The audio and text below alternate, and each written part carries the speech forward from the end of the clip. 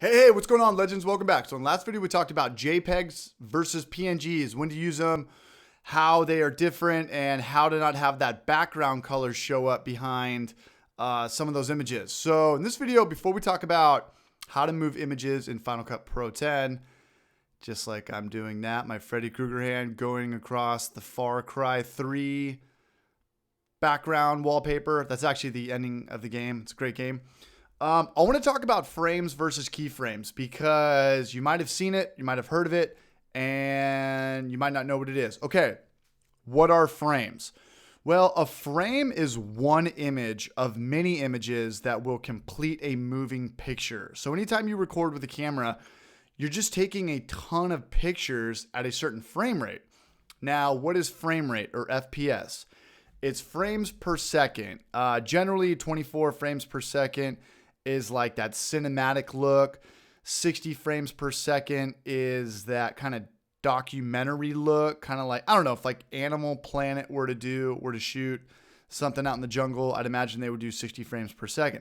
So keep in mind, there's twice as many images in 60 frames per second than there is 24 frames per second. So it's going to look a lot more crisp and a lot more real. Now, let's go ahead and look at the difference between, I pulled this up right here. Here's 50 frames per second. Here's 25 frames per second. Now here's 12.5 frames per second. You're going to see how smooth and choppy it is. 50 frames per second up here, 25 right there, and then 12.5 at the bottom. So obviously, the more frames per second, the more images are in that shot.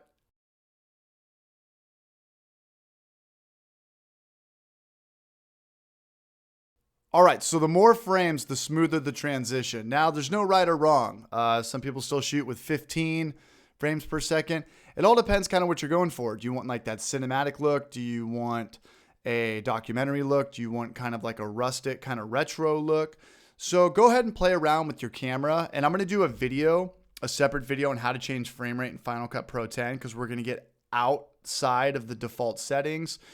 So that's it. So frames per second, how many frames are in 1 second of video? So I'm doing 29 right here.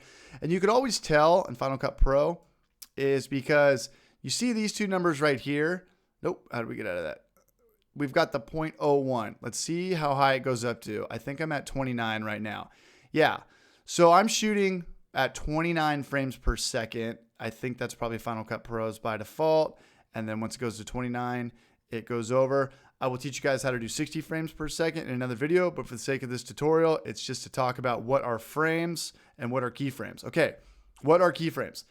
A keyframe is the location on our timeline that is either beginning or end of a transition, whether we're putting a graphic together, maybe a font, whatever we're moving, we can play around with keyframes with audio. We're going to get more into it. That's the gist. So if anybody has experience with like Flash or any other video editing software, you might have seen keyframes before. And we're going to talk more about it in the next video.